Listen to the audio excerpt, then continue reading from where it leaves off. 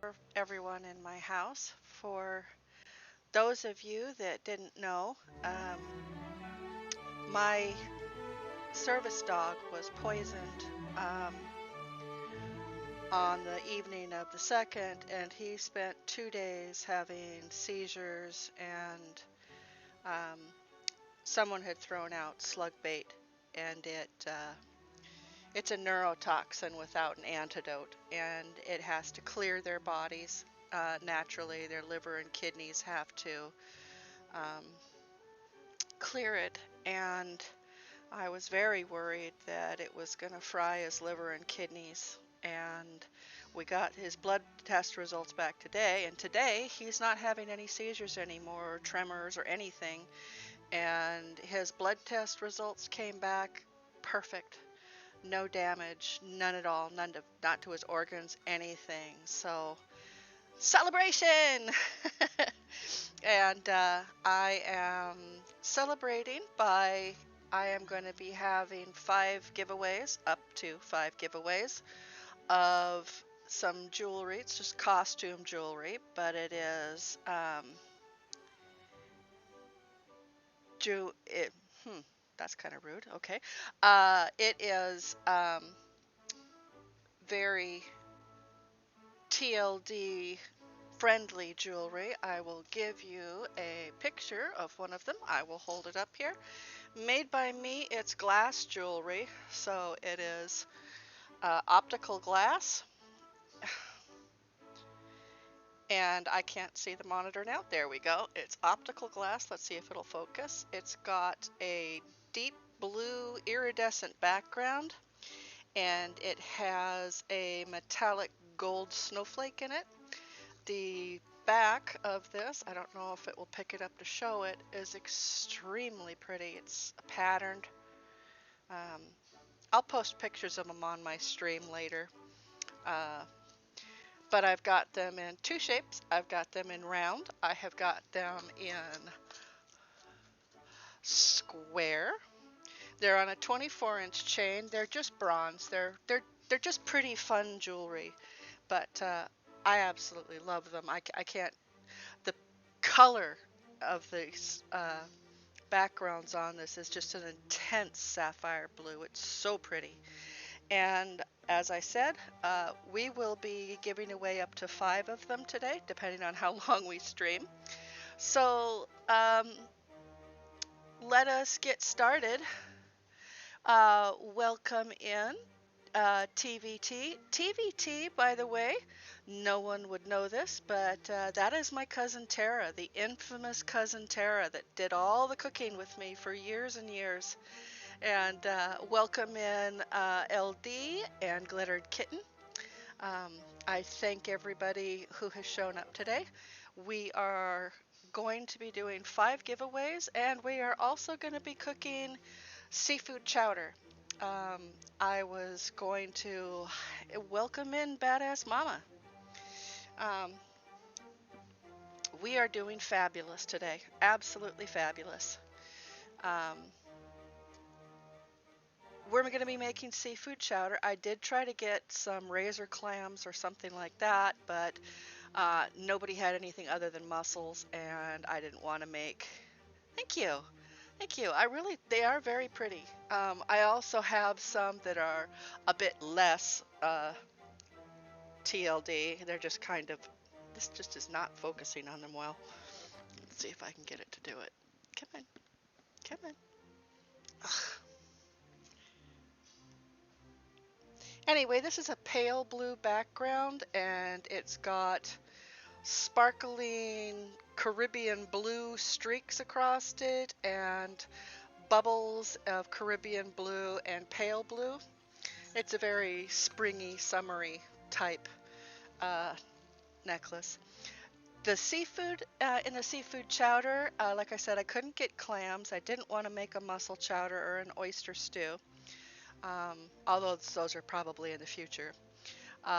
Tonight I have got cod, and I have got nice big large shrimp that I'm going to be putting in here, prawns really, And I am also going to be using some smoked salmon in place of bacon, so it will add a lovely smoky flavor.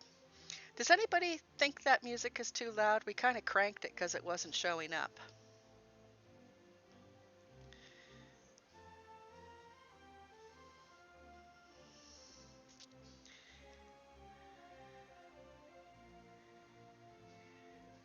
There you go. The You don't hear it, huh? Okay. Everybody do an enter, and entry is free, and you can. We will be running the giveaway for the first of the pendants, and I will give you a choice of a round or a square snowflake to whoever wins the first one.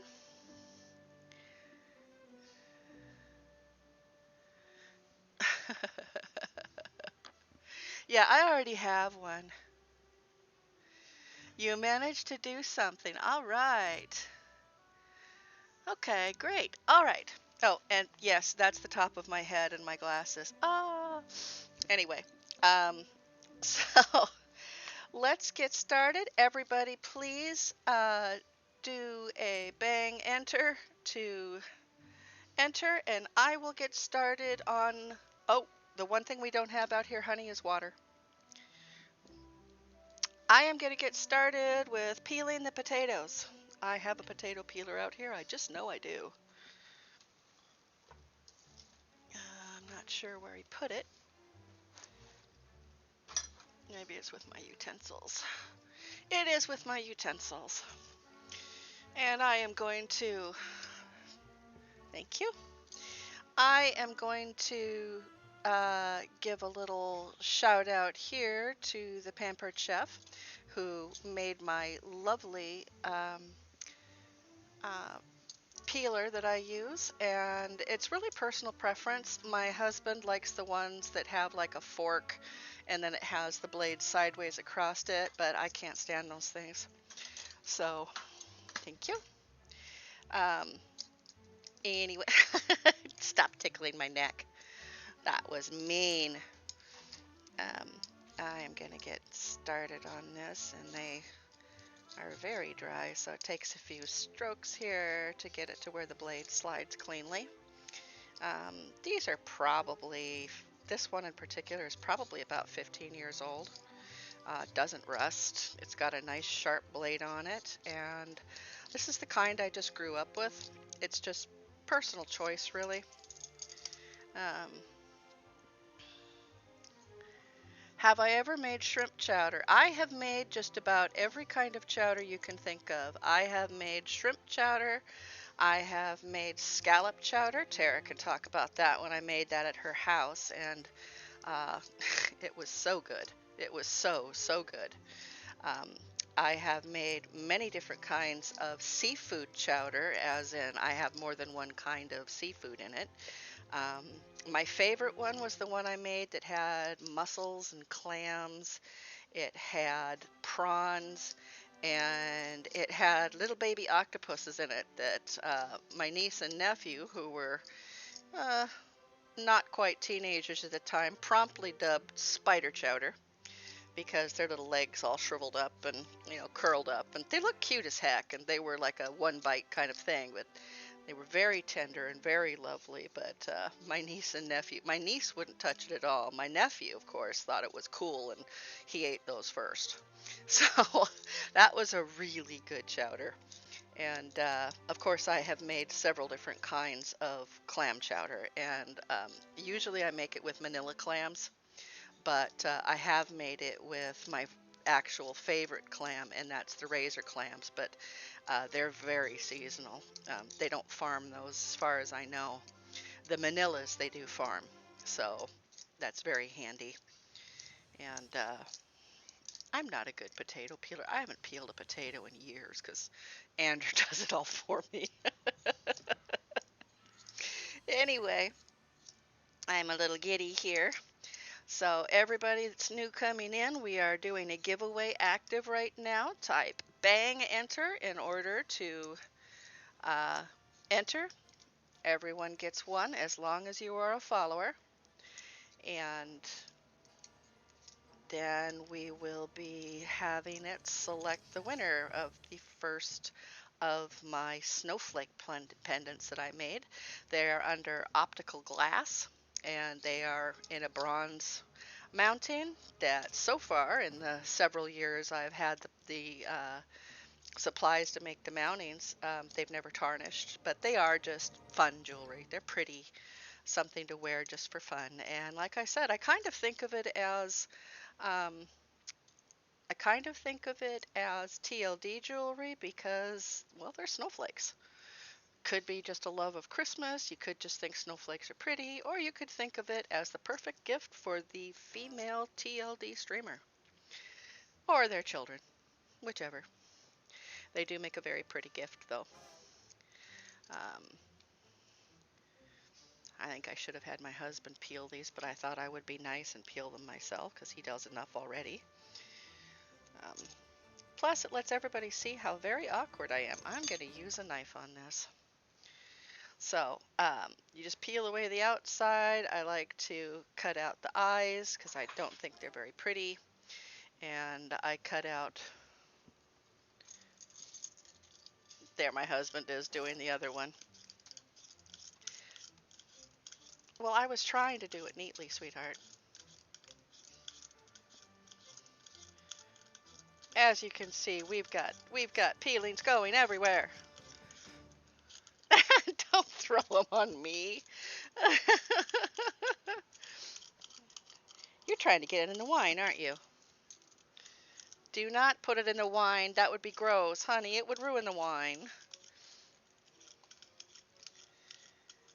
Okay. Thank you. Like I said, my husband's much quicker at this. He makes the mashed potatoes because I, when we were first married, committed the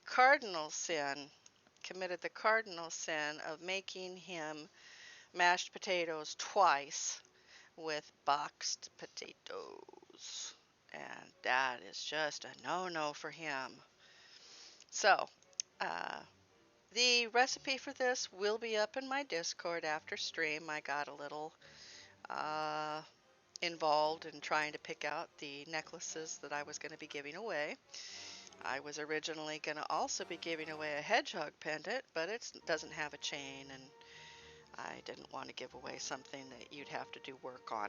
So you'd have to get a bail, you'd have to get a chain. It's very cute though, so possibly sometime in the future, maybe when I hit 200 followers. I've got 132 right now, so we're on our way. Not bad for someone that only streams every, twice a week. So I'm going to go back to using this because it is a little bit faster.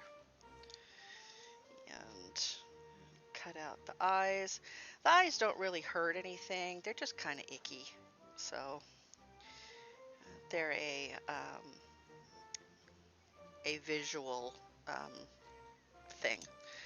Just like if your potatoes start to get a little dark because they're oxidizing, it doesn't hurt you, doesn't change the flavor. It's just not as pretty. Okay, so I have got all the eyes out of this. Now I am going to lop off any of the scars and any dark areas we have. This potato is good. So now I will clean up the potato peelings that have been thrown all over everywhere by my husband, who was kind enough to come out here to help out. And if anybody hates the color of green I'm wearing, well, I apologize for that, but I love almost every shade of green, including the ones that my husband describes as, oh! Because there are some shade of greens. He's red-green colorblind, and there are some shade of green that are really, really nasty to his eyes, to just make his eyes hurt. And unfortunately, one of those shades I do really like, but I try not to wear that one because it does hurt his eyes. And I'd rather he not wince when he looks at me. All right. So, stop sharing your weaknesses. All right, all right. I'll stop. I'll stop. What have I got in here? Oh, I got garbage in here. All right. So, I am adorned with some of the potato peelings too. Cool. Anyway, yeah, I am just in a fabulous mood today. It's just the best news in the world that my dog is fine. Totally, utterly fine. No lasting neurological damage, no damage to his kidneys or liver after being poisoned, and he has made a full recovery. So I am just on top of the world. And I thank everybody who reached out to me and, expressed uh, their rage in some cases, and their support of me and my family, and their well wishes for the dog and prayers. I especially thank you for the prayers. Not going to get religious, but I do thank you. Um, he just means the world to me. Like I said, he's not just my dog I've had since he was 8 weeks old. He's also my service dog. He helps me with PTSD and panic attacks, and I was just beside myself at the idea, first of all, that someone had poisoned my dog, maliciously done this, but also at the idea of losing my service dog. Um, we've already suffered that once when my husband's service dog died a year and a half ago, and we don't want to do that again anytime soon. So, anyway, did somebody buy a pink pig? Nagatron! Alright, let me clean my hands here. And then, pink pig! Pink pig, pink pig, la la la la la la la, pink pig, la la la la la. She's gonna come up and kiss the camera. Mwah! Mwah!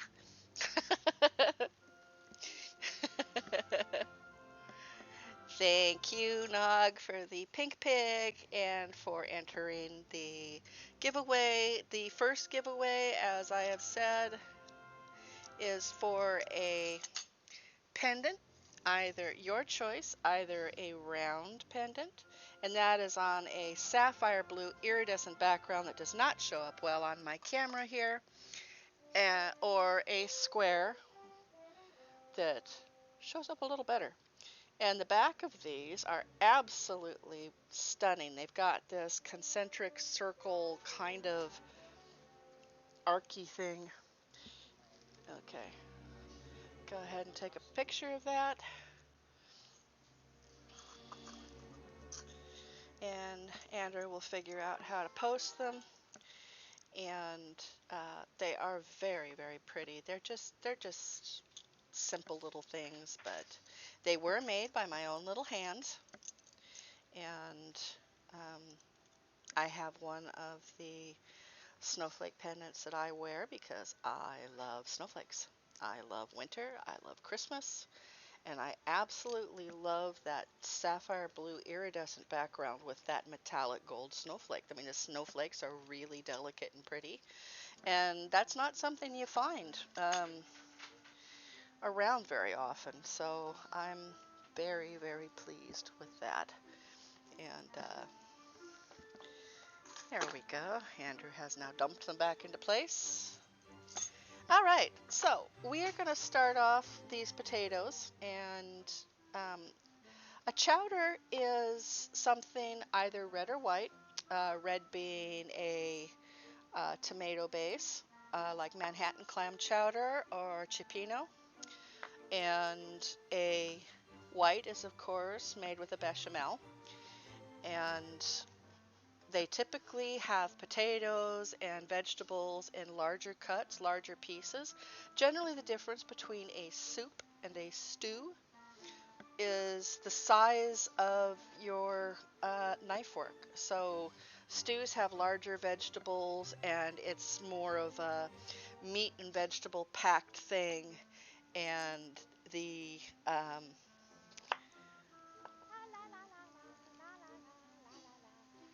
oh, thank you so much for the gifted sub, They have given LD. 3 gift subs in the channel. Thank you so much. when I was in high school in New England, I had a new pair of snowflake earrings every year. They were my good luck charm. You know, I did this, I had the same thing. I actually at one point had a really delicate gold snowflake pendant um, that was all carved out and had beautiful gold work on it. I do not know what happened to it. I lost it somewhere over the years, but I got it about when I was 20 and I wore it all the time. And I did have people accuse me when I was working at Boeing of wearing it as a voodoo charm to cause it to snow to close the shops. And, you know, I'll be darned, but sometimes it worked. And there we go. Andrew has taken pictures of the necklaces, and I'm not sure if that's something that he can post or just post a link to. Anyway, so these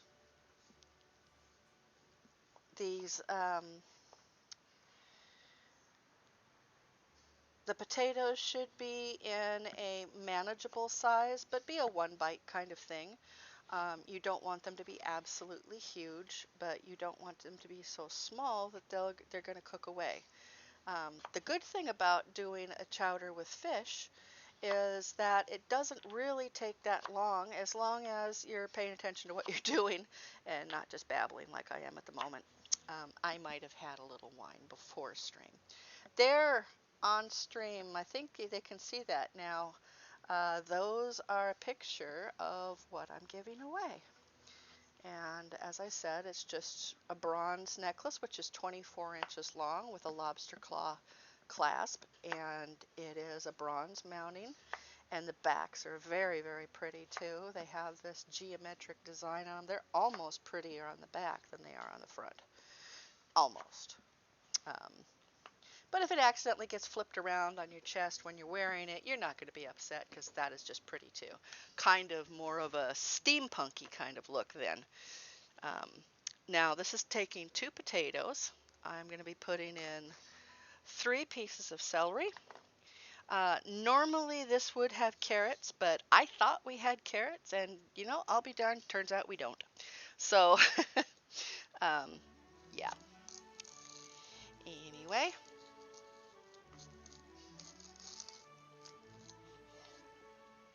I am going to cut the celery up here, and again, larger pieces because this is for a chowder and not a soup. Um, And like I said, I do not have carrots. Normally this would take in about half to a third of a cup of carrots, um, chopped into little circles, you know, little coins. Um, Not terribly thick, but not really thin either. Maybe a quarter of an inch in width. Um, it adds nice color to your chowder, but it also adds a slight hint of sweetness when you use baby carrots over whole carrots. There's just more sugar in the babies. So that is a very good thing to do. Have we got to the point? Badass Mama, great, congratulations. You won your first pendant. And you go right ahead and um, whisper to Andrew your address where we can send it to you, and if you want to have the round or the square one. And if you like the other pendant better, that is the kind of springtime bubbles, feel free to choose that as well. Just tell them which one you want. There's also, it comes in round, it comes in square as well. So I just don't have the picture of that out. So um, and now that we've got the first one, we are going to put up the second one. So if we can start the second giveaway as soon as things can be reset and settled. There we go. I do also make fine jewelry. My cousin Tara, TBT, her wedding set and wedding jewelry was made by me, and that was in gold and diamonds, and absolutely gorgeous. there was some other jewelry that went with the wedding set that was for her wedding. She had a choker that was a triple strand of pearls with sapphire and gold stations, and this was a choker, had a pendant hanging off of it, and it had um, some matching earrings. Unfortunately, their house was burgled, and she lost most of the jewelry that she had bought from me over the years, so it's very sad. Anyway, oh, I need the top for this or it's never going to come to a boil. What you want to do at this point then is add some water to your pot. And this is a 5-quart Dutch oven. I am trying not to make a huge batch of this. But those of you that know me should just start laughing at this point because it never works out that way. I always make a huge batch. So I have got about a liter and a half of water in here. And normally I would like to do this with a seafood stock. But if you don't have a seafood stock and you don't have anything else, you can buy, this is, here I'll try to hold it right, Snow's clam juice. And what it is the cooking juice left from when they cooked their clams. So this has very concentrated clam flavor, and it is a better choice. And this is one of my pet peeves here, so I'm just going to mention my pet peeve.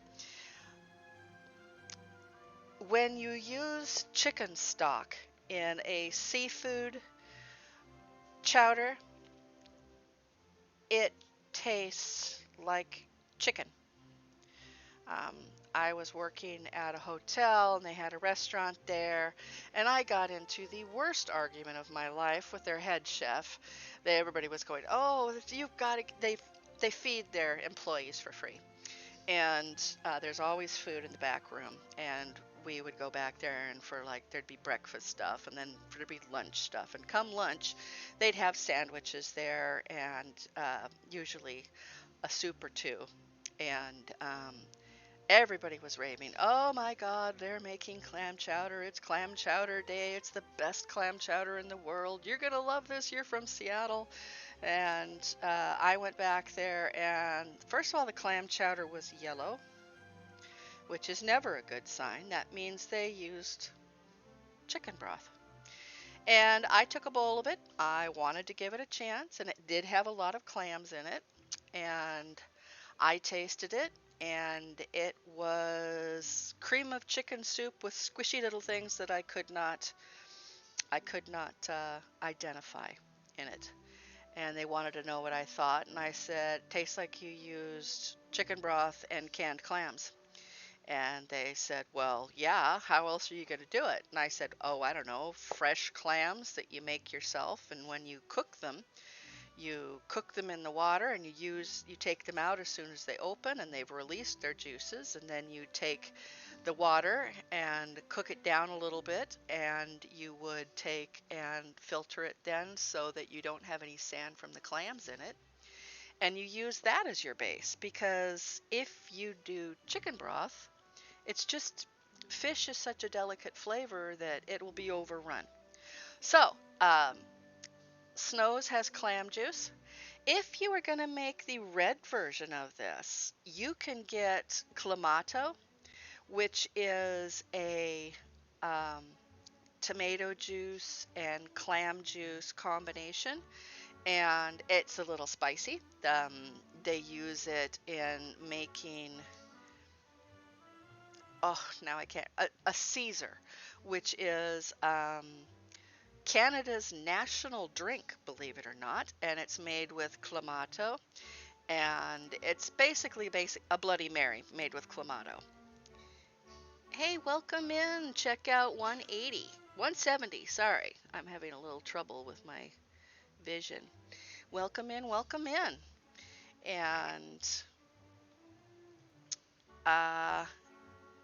so you could make it with Clamato instead, and that will give you a red um, chowder, so the Manhattan style. It's also a little peppery, so that's also welcome in something like that. But I can't use it because it has garlic in it. So I would have given the option, maybe split the thing so that I made both a red and a white. Um, okay, I am not going to add this at this point because a lot of the water is going to get boiled away by cooking the vegetables. And all right, while we do this, honey, I need a lid for this or it's not going to boil. I have got so, 2 pounds of boneless, skinless cod fillets. They are all individually wrapped. They're probably an inch and a half thick, nice portion size. It's a nice quality um, fish. Um, there's nothing wrong with using fresh fish. I like using fresh fish. It's more expensive. And quite frankly, this is from Kroger. Um, I have never had a problem with any of their fish that we've bought from them. It's all been of just absolutely dynamite quality. So uh, I haven't had a problem with it, and I do recommend it. Thank you. So while these potatoes cook, once it reaches a boil, it should take maybe 15 minutes. What kind of sauce am I going to make? I am going to be making a bechamel, a white sauce to go with this. So it is a white chowder versus um, a Manhattan style, which uses tomato. If I was making a salmon chowder, which I will eventually, I would be adding some tomato juice to that because I think the tomato really highlights the flavor of the salmon, and sort of a rosy white sauce is what I call it that I would use. These are too hard. I'll have to see if they thaw more. The good thing about the seafood chowders is it does not take long once you hit the point of adding your seafood, because seafood cooks really quickly, especially if you're talking about clams or scallops or squid, things like that. Um, and that would be, I could probably make, no, I'm not going to do that. I don't have enough tomato juice to do it. Um,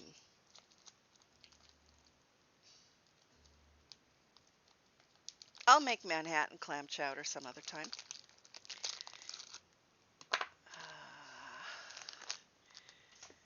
These have been sitting out for a couple hours and they are still completely rock hard. I'm not sure I'm going to be able to cut through them without having them nuked first.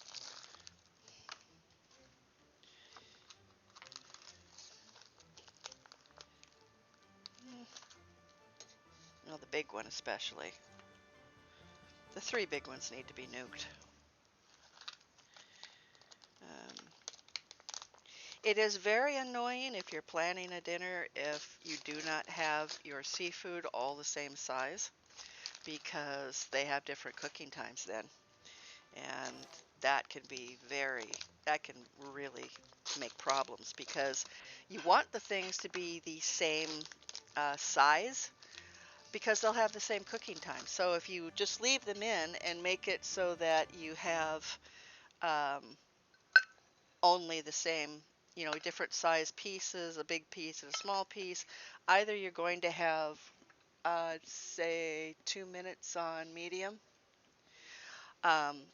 What you would have is either undercooked larger pieces, because you cooked it to make sure that the little ones were cooked right, and then the big ones, well, they're not big enough, they're too big. Or um, or the you cook it to the large size to where they're ready, and unfortunately what you get is overcooked small fish, and that's overcooked fish is just bleh.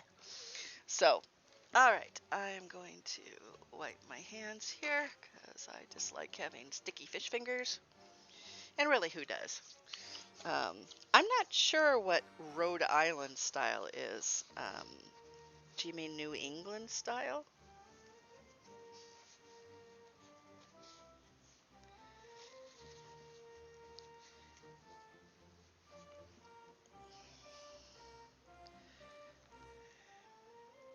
Oh, clear. Oh, all right. Yeah, I've seen that. Haha. Wine. Celebrate the freedom of having a healthy dog.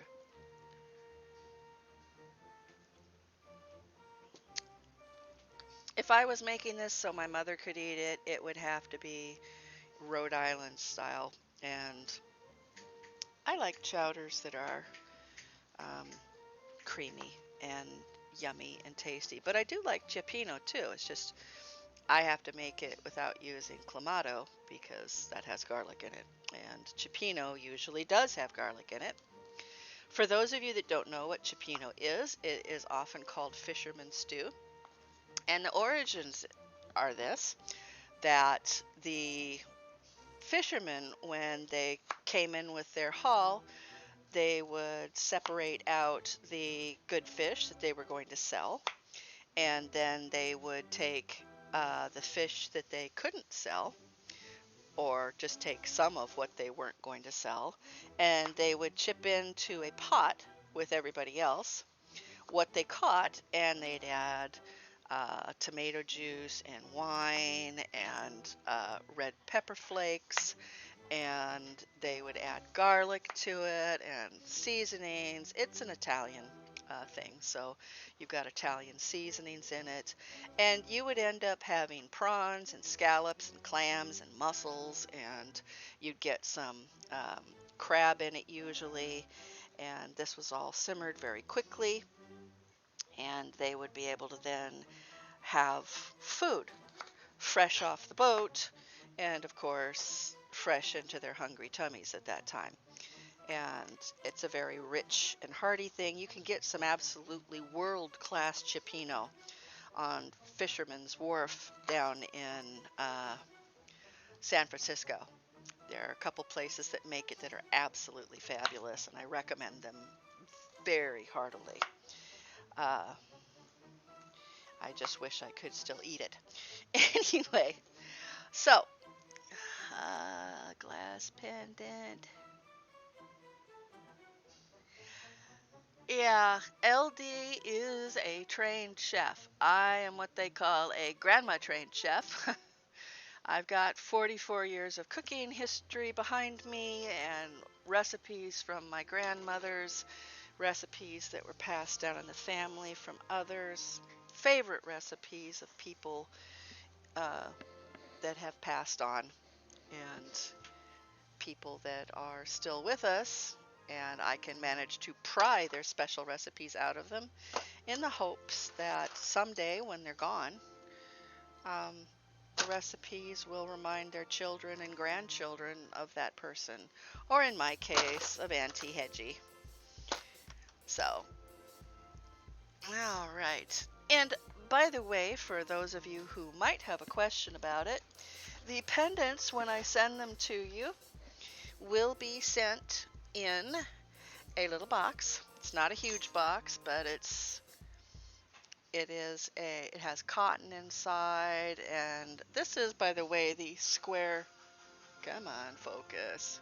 Ugh.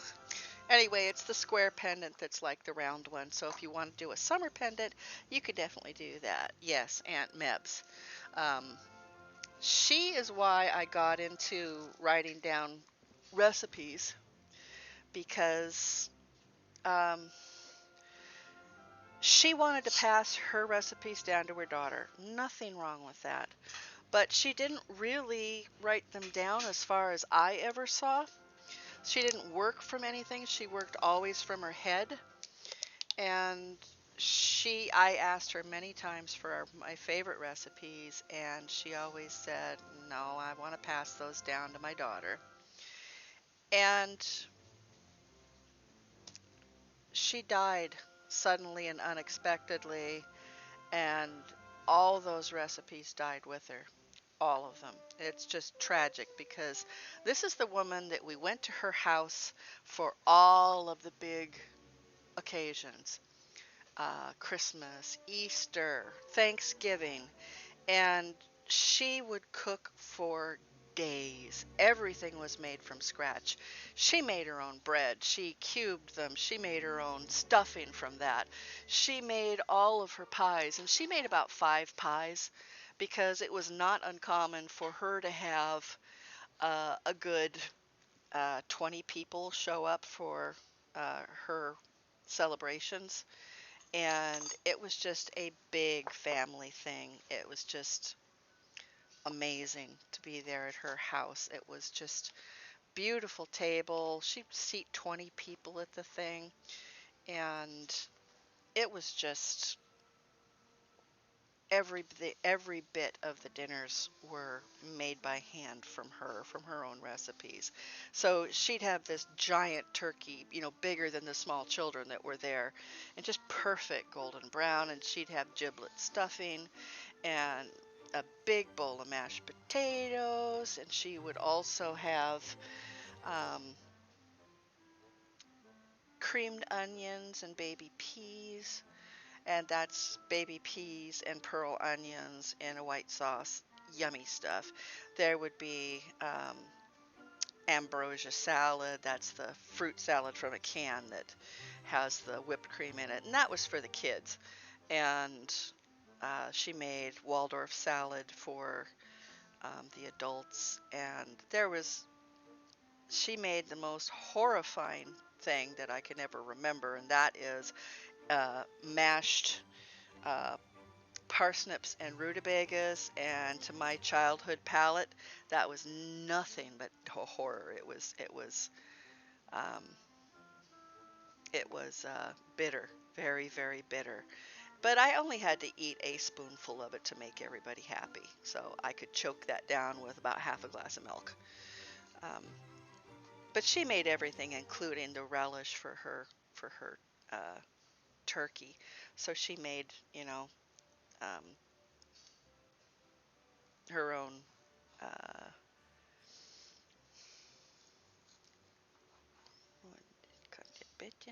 it is uh, cranberry sauce. Why couldn't I think of the word cranberry? And while you are portioning up your bits of fish, just run your fingers over it. Make sure you don't feel any bones. And because this was cooked in the microwave, I've got some cod broth here that I'm definitely going to add to the soup, the chowder, because that's flavor. So that's always good. My great aunt always made mashed turnips. Yeah, well, mashed turnips it's kind of a regional thing. Um, Mashed turnips are very popular, to my understanding, in Scotland.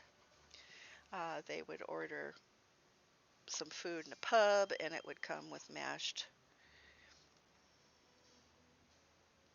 It would come with mashed turnips. Although I do believe they serve them with a lot of butter, so that might make it better. But I don't like turnips, so um, I would have to beg off from that. Let me see. Let me catch up.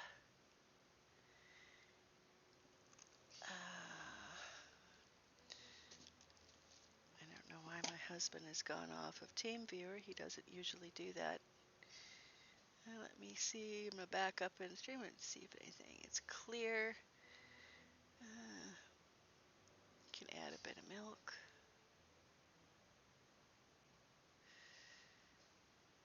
Oh, that side of the family was Ukrainian. Oh, that's nice. You get a lot of regional foods when you have family from other areas. There's a lot of people, if they are in um, the Minnesota area, you have a lot of Scandinavians there, and lutefisk is something that rears its ugly head. Lutefisk is a uh, fish product that is preserved with lye. They have to wash it, then they boil it, and it's clear and jelly-like, and it just smells awful. But apparently, if you put a lot of butter on it and, hold your nose and just eat it, um, it actually tastes a lot better than it smells. Now, that's not necessarily uh, that's not necessarily a good thing because it could just be hideous to your taste buds. And, everybody has their own taste, so that's fabulous. And, if you have those dishes like that and your child gags when they actually try to eat it, um, you know, for the memory of little Hedgie, let them get off with just taking a bite, or if they're truly gagging on it, let them skip it. Okay, so now I've got that, and I'm going to check on, that is just coming to a simmer now. So I will also process my big prawns I've got here to stick in this. Now you could use salad shrimp, but generally they are huge in the fact that they're already cooked. They're very tiny. You really should serve them cold and not put them into something you heat up because they've already been cooked nearly to death. They're kind of crumbly and falling apart. It's a great way to add something to a salad, but you don't really want to get them for cooking. Okay, I'm going to put the cod and cod juice off here. If you wanted to make this a little simpler, you could add um, with your cod, or instead of your cod, you put a halibut in it. Halibut's a great fish for this. It's a firm-fleshed fish, which is really what you want. And I have got a pound of these big finger-size prawns here. So they're nice. I got them raw. They are deshelled, and they have had the vein taken out of them. Now, for those of you that have never dealt with a raw shrimp before, they have a area down their back, not in very deeply, where they have their little colon. And if you have one that is a shelled one that you need to look at, you'll see it. It's black. It's right underneath the skin. You cut this little slit and you pull it out, and it's just part of processing the food. It's just something you need to be aware of because nobody's really going to want to eat the black line. Do we have a second winner yet?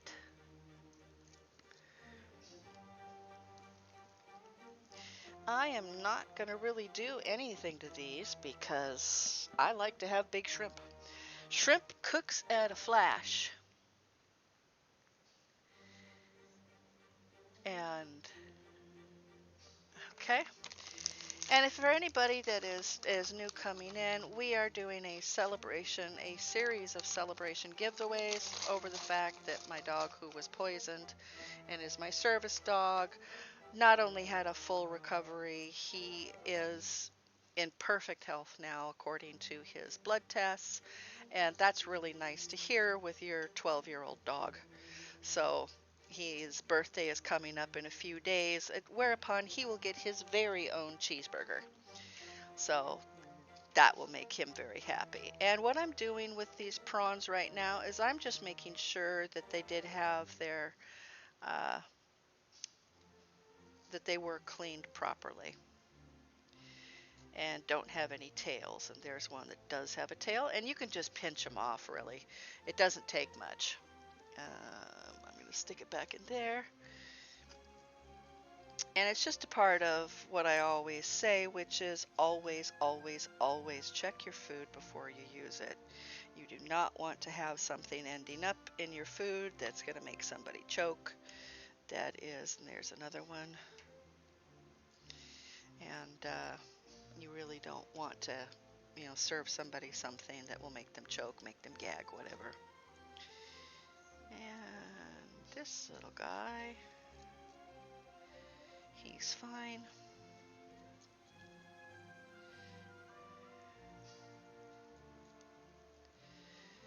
Now, really, the only difference between a Manhattan-style clam chowder and a New England-style clam chowder is that the Manhattan style uses tomato juice in it and a bit other seasonings. My grandfather absolutely adored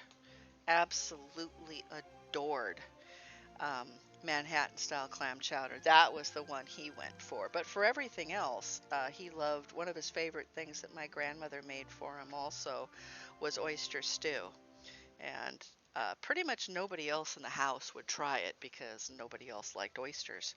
Um, I cultivated a liking of them because they made my mother gag to even think of them, and I thought that was so funny as a teenager that I started ordering oysters when we went out of the house to have dinner, and it was surely just to make her gag.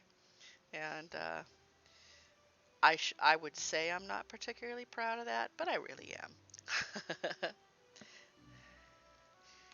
Everybody's entered the giveaway, and I do I do so wish that everybody gets something here, that I can spread the cheer as far as possible. Glittered Kitten. Thank you. What did Glittered Kitten say? It is being waved at. DM me with your address and which you'd like. Oh, congratulations, Kitten! I was so hoping you'd win one of these. And we will be sending those out on Monday to those that have won.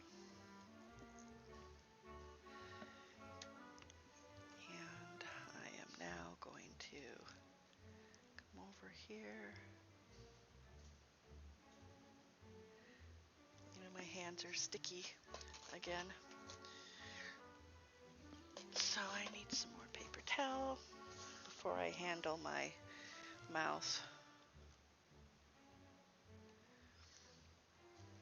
Well, I'm so glad you do. I hope it makes you very happy for many years to come. Like I said, I've had the pendant mountings and the chains for probably 3 years or so now, and been wearing one of them, and they haven't tarnished. They are bronze. It's very obvious they're not gold, but it's a complementary color. It goes with everything, and it's just a very, very fun thing to have. I absolutely adore mine. So I will take and put my shrimp in here into one of my pans that I use for everything, basically, from my mise en place, which would be the prepared foods. Ideally, everybody, they tell you, should cook and everything that you have that you need beforehand should be measured out and put in containers, and everything should be chopped up and put in containers, so that all you have to do then is just put them in when you need them. I never really have that kind of time when I'm cooking, so I don't do that. Okay, I am out of space here now, and this is all wet, so I don't want to put it down on the ground. All right.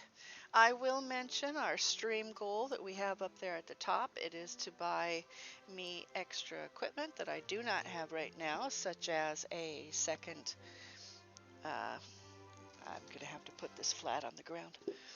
Okay, it is to buy us a second camera to make it so you have an easier time seeing what I'm doing, and another mount for the camera, and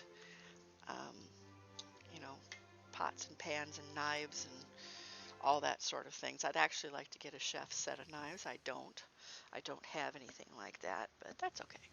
For now, I just make it do.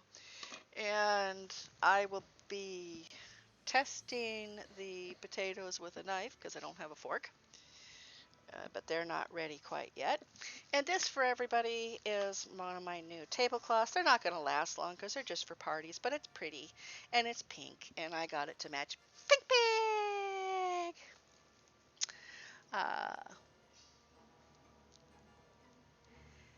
Hey there, Jake. Welcome in, welcome in. It is, if you go to my Discord, you can see a picture posted there of the pendants that I'm giving away. Lovely pendant gift for a girlfriend or a sister or your mom or what have you.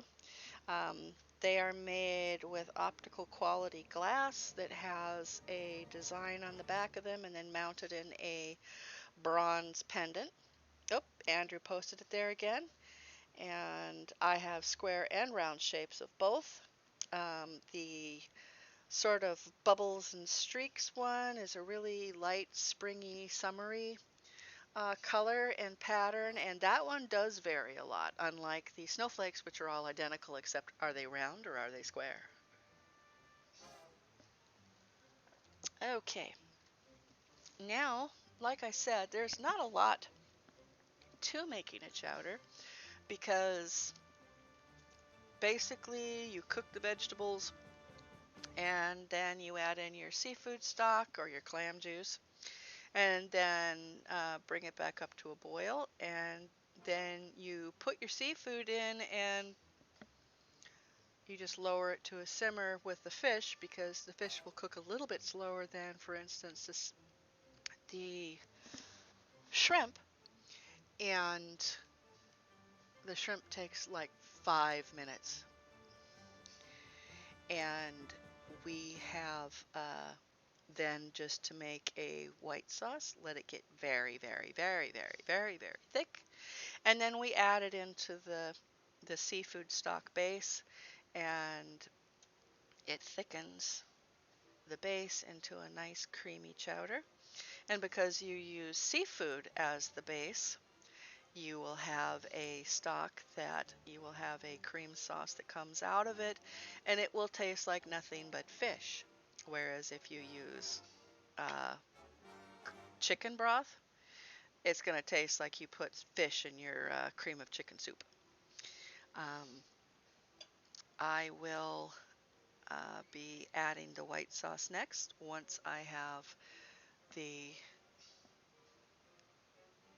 potatoes cooked because it will take about the same amount of time to finish the fish as it will take me to make the white sauce. Um, I will need, let me see if I can get this dried off enough to be able to use it as a hot pad.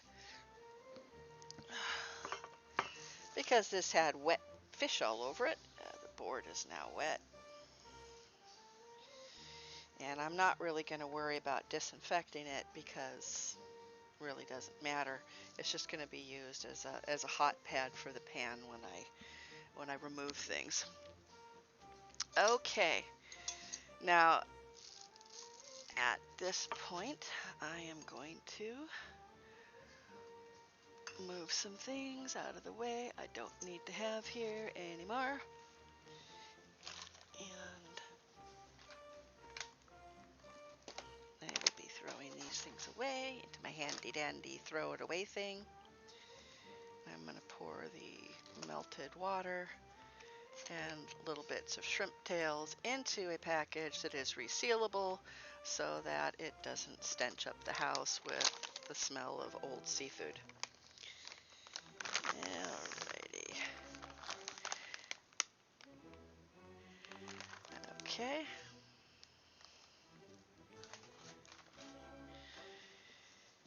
Alright. And let me see what else I'm doing. I'm getting this out of the way. I am getting my full bottle of wine out of the way because I've drank half of the glass so far and I'm a little tipsy. I am probably one of the cheapest dates anybody would ever have because one drink will put me under the table. So Andrew can tell you about that.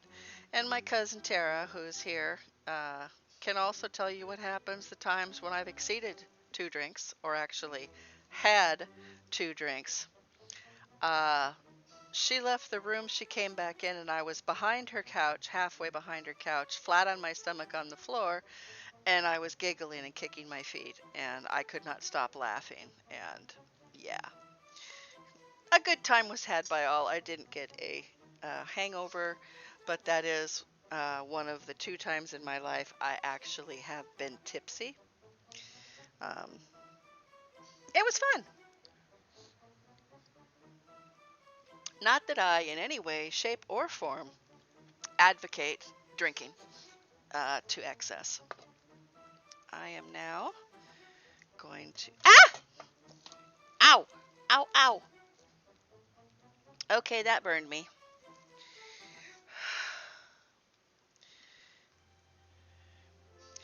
I can tell by looking the potatoes are not yet done.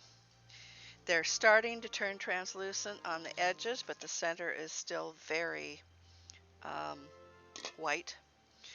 And yeah, what happened is when I lifted the lid off the pot, the steam that had caused condensation on the top, the boiling hot water, uh, ran off and hit my leg. And yeah, that hurt.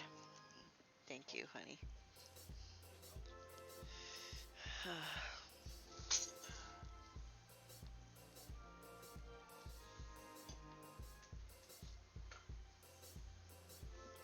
So, and at this point, I haven't added any of the seasonings to the stock yet because, well, it's no real point before I add the fish. I am going to move some of my ingredients I've got piled up over here to the other side so they are not in the way of when I shove the Dutch oven off when it is done cooking the fish and the potatoes I meant.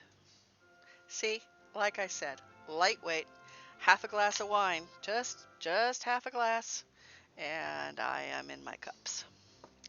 So,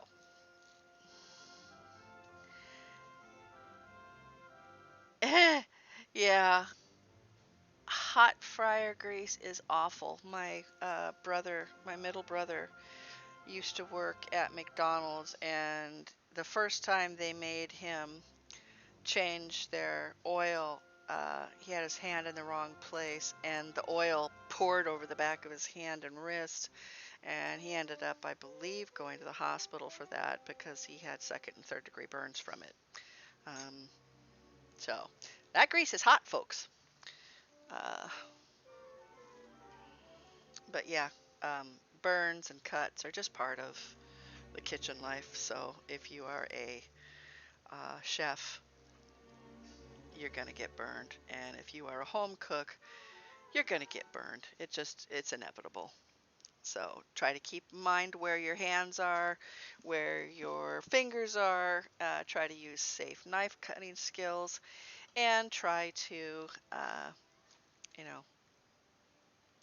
have your emergency items nearby. So, it's never a bad idea to put a first aid kit underneath the counter.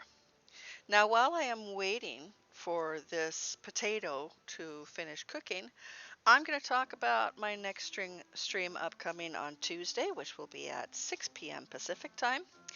And I am going back to the Italian theme, which I started with my ever so lovely uh, breakfast lasagna with the uh, country gravy, cheese, and scrambled eggs. And oh, that was so good. Oh, that was so good. I called that stream breakfast for dinner. It made lovely dinners. It made lovely lunches. It made amazing breakfast. That is just amazing. Yum, yum, yum, yum, yum. Okay. Yeah. LD, we used to make jokes about when my brother was working in the kitchen at Denny's. And he actually got to do some cooking there too. And uh, we made jokes about him turning the pancakes with his hand and making scrambled eggs like this in the pan. Um, and he used to just pick things up out of the frying pan and just, uh, never even flinched. I used to do the same thing, except it was with the jewelry, because if you're doing jewelry, you are going to uh, get some burns and some serious cuts. Let's see now. I would like to check on these potatoes. They're not really very big, and they have been boiling. So I will take the pan and be very much more careful. And I will find one of my bigger potato chunks and test it if it will hold still long enough. You know what? I'm going to be smart. I'm going to take a couple of my potatoes out. And this way they can't get away from me. Kersploot. And the thing goes in there perfectly easily. And so it is time to add the seafood stock, or in this case, the clam chowder. And it's not a lot. This is going to be only 16 ounces, so that is not a lot. It's 2 cups. But this is going to have fish in it, so that will flavor it in and of itself. And I am going to start with this fish because it already has some cooking juices in it too. Ouch. Steam got me that time.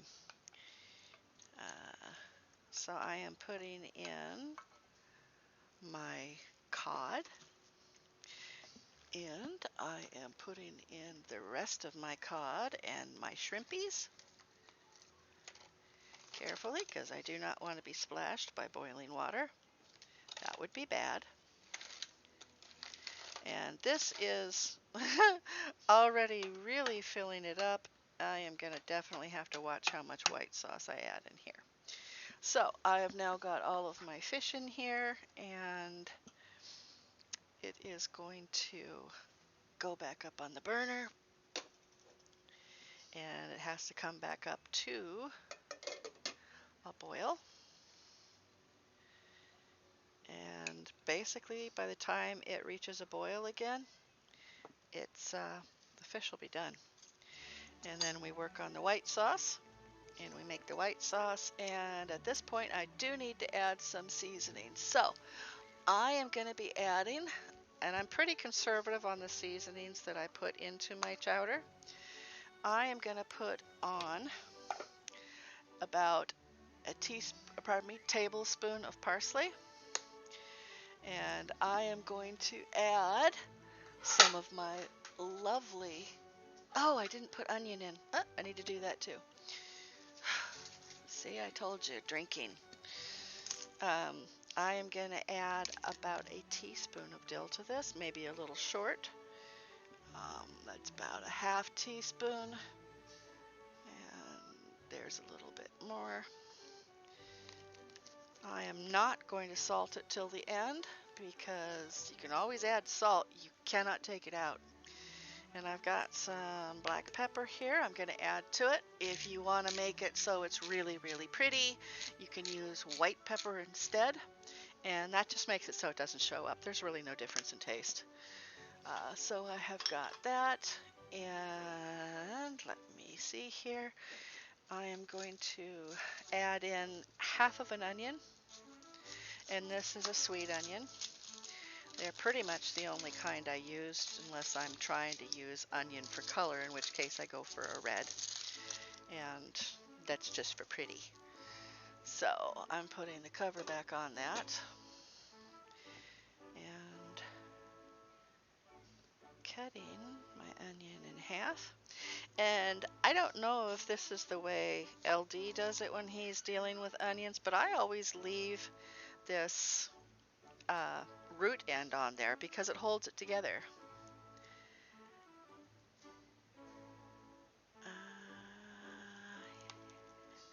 It is a Cuisinart hard anodized. I don't know how long they've been making them, but it is fabulous. It's my cousin Tara has a complete set of Cephalon cookware that she got for her wedding, and I have always been jealous of it because that is darn good stuff.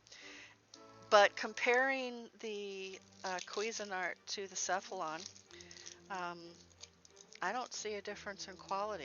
They're absolutely fabulous for even heat, and they are absolutely fabulous for their non-stick. I'm very pleased with them.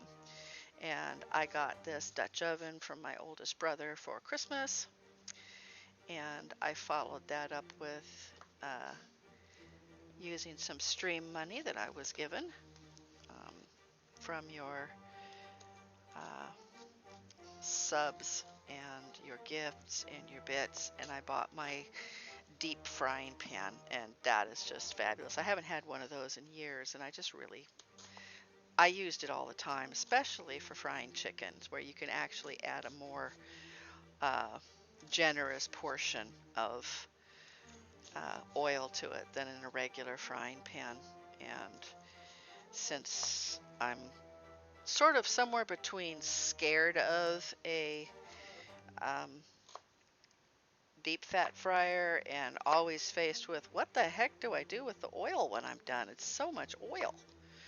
You know, I can deal with having a cup of oil in my uh, deep saucepan. I can't deal with the idea of having a couple quarts. So, especially as, yeah, I did burn myself. Ouch. I am now going to add this. These are going to come out kind of al dente. They'll be a little crunchy, but it'll be fine.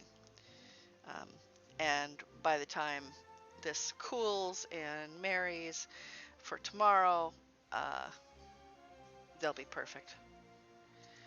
So I should have ideally added them, but I'm a little bit flibberty at the moment,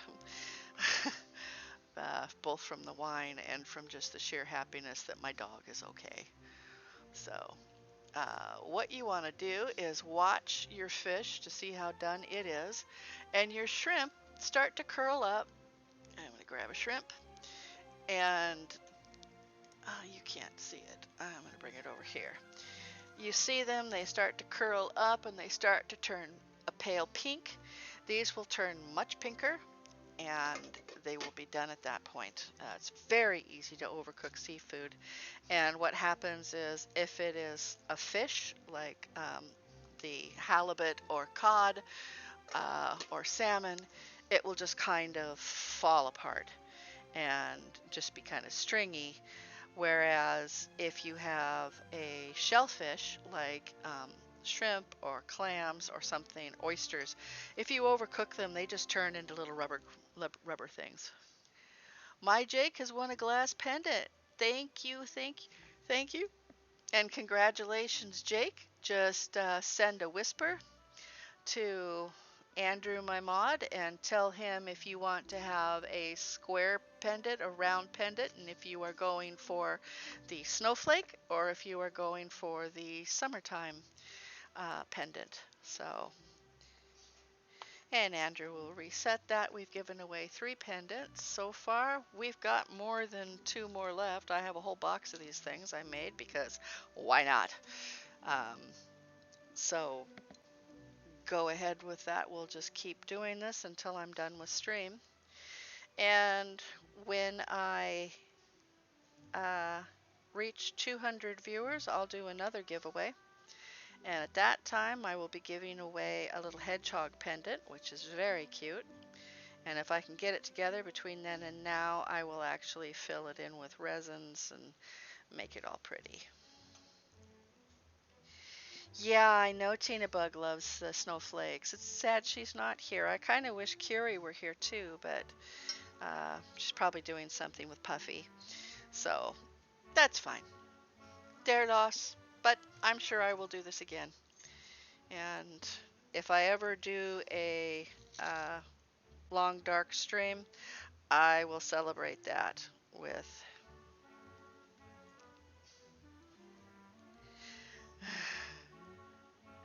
I saw it. uh, at 200, I will give away the gold hedgehog necklace. It is costume jewelry again, but very pretty. It's a cute little hedgehog, and it's hollow, made so that you can put resins in it and little jewels and things like that. So I will mess with that and see if I can come up with some pretty options there. and we'll see as it goes. Now, to start getting ready for the next bit, I am going to take my, I'm going to put that down on the floor because it's in the way. La la la. And I have not, as of yet, put the last bit of fish in here. And this is hot smoked Norwegian Atlantic salmon. And this is 4 ounces. Not horribly expensive to buy it in that quantity. But it's going to add not only more protein to it, but it's going to add a lovely smoky flavor that you would get off of bacon. And I know it's not popular everywhere, but some of the, oh, it still has its skin on. I'm not leaving that on. Honey, when you come, can you bring me some more paper towels? I am going to cut this off the back because I don't, well, okay, it just peels off. That's good. I don't want to eat the skin. If it's crisped up and you know, you've got this thing cooked like in a fryer, or, you know, if you've pan fried it and made it all lovely. Thank you, honey. You can just put it on the chair. Or you can actually put it away on the way you should. Never say my husband shirks his duties. He really goes the extra mile for me, and I just love him to death for it. I'm going to take a little bit of this. I am first going to, yes, I see it. Thank you. I am going to test and make sure by running my fingers over it that it has no bones, and I do not feel any. I'm going to take the end of it. Oh yeah, that's good. Very good. And this will fall apart and make itself known throughout the entire chowder. That's just what this hot smoked does. I like the Pacific Northwest style a lot better, which is a cold smoked, and they tend to be firm when they're done, so they hold together a lot better. And I also tried to actually find salmon bacon, which is a cured and smoked product made with salmon bellies, and it has the texture of bacon and the flavor of smoked salmon, and that's going to be pretty fabulous. Anyway, to speak about the future streams,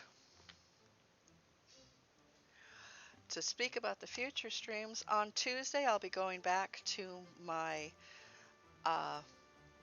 Italian theme, which I'm kind of clinging to for this month.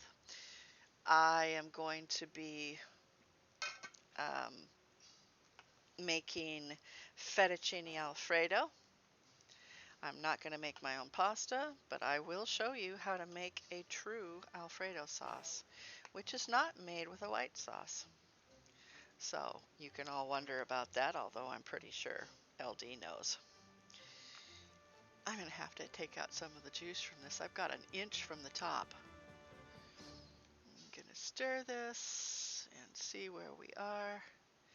The prawns are still not done. That's fine. That means the cod is also probably not done. And that is a nice chunk of cod. Let me take and test. Now I can tell it's still it is still kind of a little bit translucent. When the cod is done, it will go opaque. You will not be able to see through it anymore. And I can assure you this is a very thick chowder. And because it's pretty solid right up to the line here with the vegetables and the fish, because I've got 3 pounds of fish in this bad boy. So I will be making fettuccine alfredo, and that is of course a very famous recipe, and it is made with cream and butter that you reduce down. You add a touch of salt, a hint of pepper, and then while you're cooking your fettuccine, you add some fresh grated Parmesan to the reduced cream and milk. And uh, when you get the fettuccine done, it is the one time you don't really drain your fish, or pardon me, you don't drain your noodles. Instead, you use a pasta fork and you take the boiling noodles right out of that and put it into your frying pan that you're using, or your skillet that you're using to make the fettuccine Alfredo. And some of the liquid comes with it, and that liquid is laden with the starches from the pasta. And the reduction of the milk and butter and adding in the cream there is what thickens your sauce. And that is how you make a actual fettuccine Alfredo. Now you can add garlic to it if you really want to, um, but it's not actually in the classic recipe, nor is nutmeg. Add what you like. I'm doing the classic version. I am also going to be making pasta carbonara, which is a egg-based sauce. You use scrambled eggs, which you temper with some of the boiling water from the pasta. And yeah, I'll be cooking the sauce when the fish is done, because I only have one burner that will work out here. Um, if I try to do two burners, then I've got a very small pan on the other side, and I might blow the circuit. So I'm not really sure of that. Um, Pasta carbonara. It is, uh, like I said, it is a tempered egg sauce. So you use whole eggs and you whip them up, and then you put some of the boiling water from your pasta into it a little at a time and whisk all the way. And it makes a lovely velvety um, sauce that then you put some grated Romano, Pecorino Romano, or more of the Parmesan in it. And that one is traditionally made with pancetta. I am not going to be eating it with pancetta. I will be making myself some turkey bacon, but I've got real bacon for my husband. And so when I'm done, I will be adding that to it and on individual servings. And this is a dish that is kind of thought of as a breakfast dish because it's basically bacon and eggs on pasta. And it is a delicious way to start your day. And I'm going to salute that with some wine. Okay, now let me see. Teen Nog loves Alfredo. We'll have to try and catch that one. Yep, that will be Tuesday. It will start at 9 p.m. your time, but it's not going to be an overwhelmingly long stream because the sauces are very simple. The noodles are just going to be something out of a box. I will get to showing you how to make pasta by hand, but I need a bigger pan or a bigger plate than this to work off of. So there we go. And we have got the new glass pendant up. I do not know. Andrew, has anybody asked for the summertime pendants, or have they all been going for snowflakes?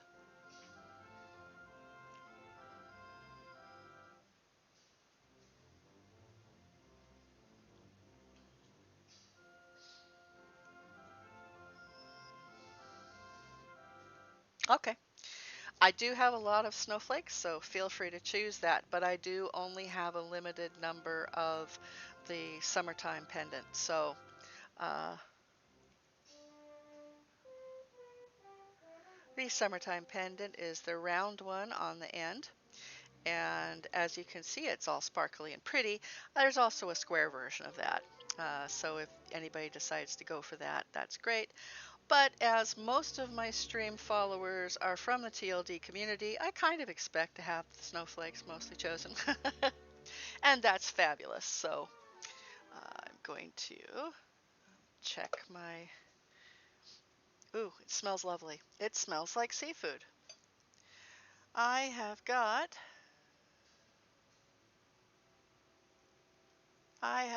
my shrimp done. They are very tightly, here I'm going to show you. They are very tightly curled up. They are, wow, this thing does not like to focus. Come on, come on. Anyway, they're curled up. They are pink in like little stripes where they're supposed to be pink and stripy. And I am now going to, actually I better test these. Yeah. I'm going to take one of the prawns out, and I believe, nope, that's a potato. That is a piece of fish. So I will now take my fork or knife here. Yep, the cod is now flaking, which means, I'll show you, if you put pressure on it, it separates out into individual flakes. That is cod that is done. And just at the point it does that, time to take it off and stop cooking because you don't want to overcook it. Now I have looked at the inside of the shrimp. It is a delicate pink color on the outside. The inside is opaque, meaning it doesn't have any translucence. Translucent seafood is raw seafood. Very tender. And I can pick up the flavor of the dill. And I can also taste um, the smoked salmon in it. So that's yummy. And the smoked salmon was added there to add a kind of a bacon-like profile. Traditional New England style clam chowder has bacon in it, which I don't eat. And it also has, if you pick a Pacific Northwest seafood, uh, it's going to have bacon in it as well. And usually garlic. I think you have to be very careful with garlic. Boy, that's heavy. When you are dealing with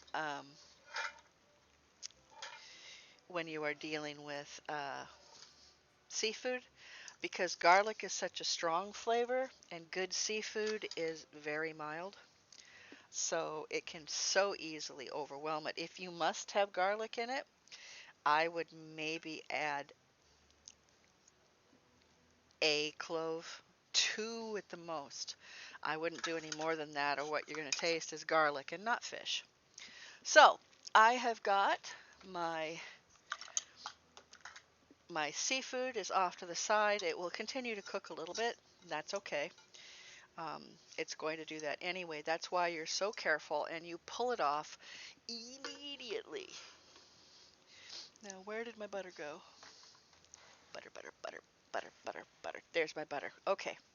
I am going to take my butter, and this is a whole stick of butter, because I am making a lot of the bechamel to add to this. And I'm going to cut these into little chunks and throw it on the front of my shirt and get them started cooking here because it needs to melt. And the ratios for making the bechamel sauce is you use equal amounts of the oil product, in this case butter, as you would the flour. So you put in a cup of flour, you're going to be putting in a cup of butter. And Butter you have to be careful of because it is so easy to burn the butter. It doesn't take long at all. So I have got to keep an eye on that. And meanwhile, I am going to reach for my flour and get the measuring out for that. And this is just experience telling me that I need a cup of flour with a cup of butter for the amount of what I am making here. Um, and this is my handy dandy fancy flour container. Flour. And so it's labeled. You can't see what I'm cooking? All right, I'll try to shift things over. I am making a white sauce. This is going to be hard. To thicken up and add the cream to the flavor of the... It is a difficult task because the base on this gets very hot. And this is my Farberware 2-burner hot plate. It has solid cast iron plates, and they are fabulous for getting the heating evenly, and most importantly, staying hot. So it is just a wonderful and fabulous product that I can stand behind completely. And a lot of people say, well, I've got a stove, why would I possibly need this? Well, consider Christmas and Thanksgiving and how easy it is to fill up the top of your stove with things that you're cooking, and then suddenly you don't have space for maybe starting the vegetable on, or making the gravy at the last minute. And so these come in handy. You can cook on your countertop then as well, along with if you're going out camping and you have like a camping trailer and you don't want to deal with propane. You can bring this along, have your generator work or have your power plugged in at the campsite, and you can use this to cook with as well. Or if you're having a garden party in your back and barbecue, you can use this outside on an extension cord and not have to run into the kitchen in order to make a sauce or anything else you're going to be doing that you would need a stove for. So it's handy. What kind of flour am I using? I am using all-purpose regular flour. You can make this with either gluten-free flour, or you could use chickpea flour. And if you are lactose intolerant or allergic, you can actually make this with either soy or oat milk. Has a slightly different texture to it, but it's still pretty good. It's just all-purpose white. I would assume it's bleached. I use gold medal flour, so that is the brand I've always used. And because when I'm using flour, I really want it to behave like I expect. Gold medal has never let me down. It doesn't have odd things in it. And they do make a...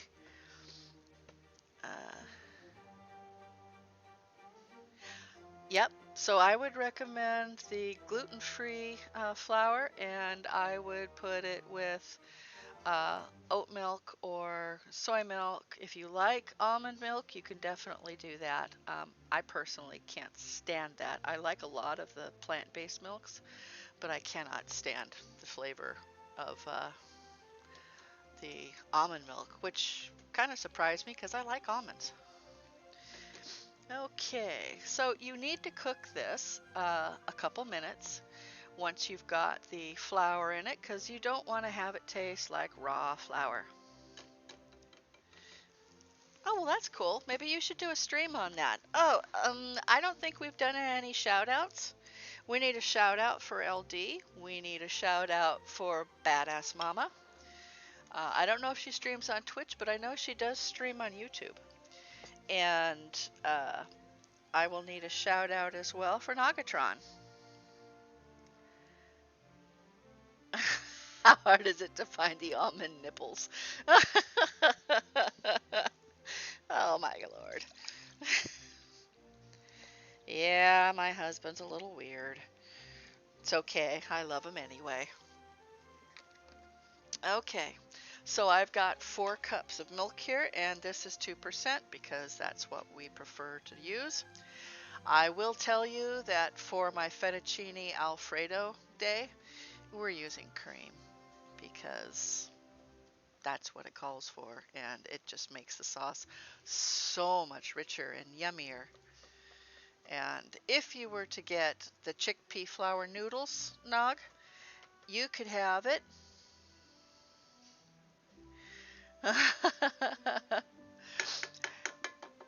You will get, I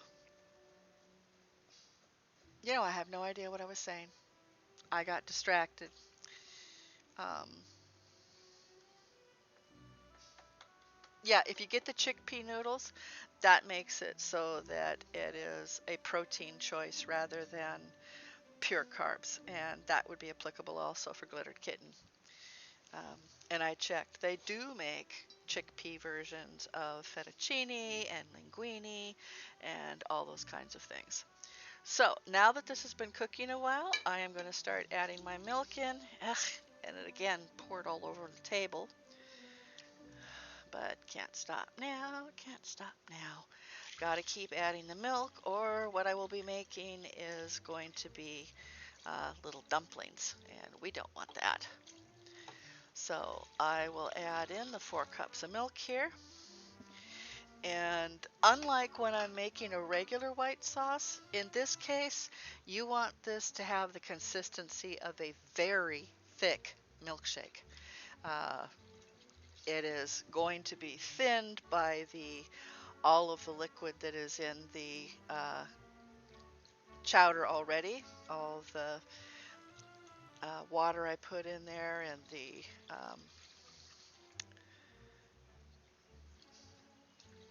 clam juice and all. So this will then thin out from that, and it will thicken that up. And this is the best way I have found to make a clam chowder or a seafood chowder or any kind of a white sauce type soup that you have, is to make this white sauce very, very, very, very thick. And you get away with then only using 4 to 6 cups of milk instead of having to use a gallon. And the first time I made clam chowder on my own, I did end up using 1.5 gallons of milk. So,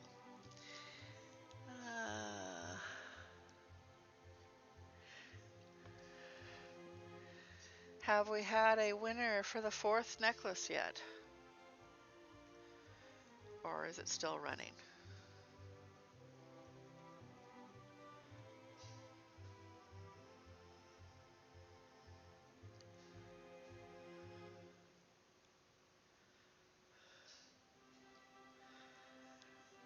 So this time I did not turn the heat off underneath the white sauce like I did under the gravy that time, so it will start thickening immediately. And with any kind of white sauce, you want to continuously be stirring this and scraping down the bottoms and the sides of the container while you're doing that. The cooking device you are using, whether it is a saucepan or a skillet, because it starts thickening from the bottom. So you want to make sure that you don't let it thicken down there and start burning, because it will. And you do not want to have your temperature above a medium to medium high, because you don't want to boil the milk that's in here. That would be bad. So let me see. I will get this going to the point where it starts to thicken, and then I will do some triage on my kettle of soup. Yeah, you want to simmer it. You do not want it to boil, because boiling milk either scalds it, which is called for in some recipes, or if you're making a sauce, what it does is it splits the sauce, so you have nasty kind of greasy liquid and what looks like curds. So, And as my husband is showing here with my hedge pig butt, we do have all of my streams up that are allowed to be up as of yet on uh, YouTube, and I do have a YouTube channel, Cooking with Hedge Pigs. So if you want to find out when they post those streams, uh, go ahead and give it a subscribe. It's free. It doesn't do anything except let you know when I've posted a new. The giveaway closed. Hey, Mrs. Nog, congratulations.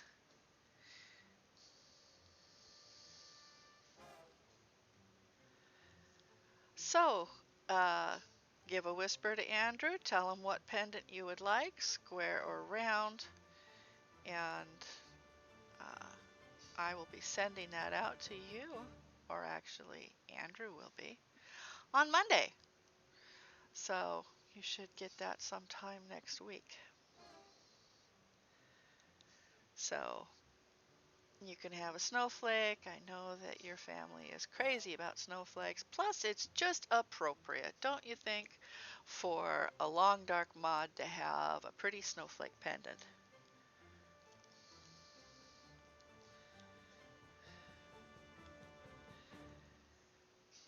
Anyway, so we are working on cooking this. And now that I've got that going, I am going to take out some of the extraneous broth here, and I will add it back in later as the level of soup goes down. Once you refrigerate this, it will thicken even more.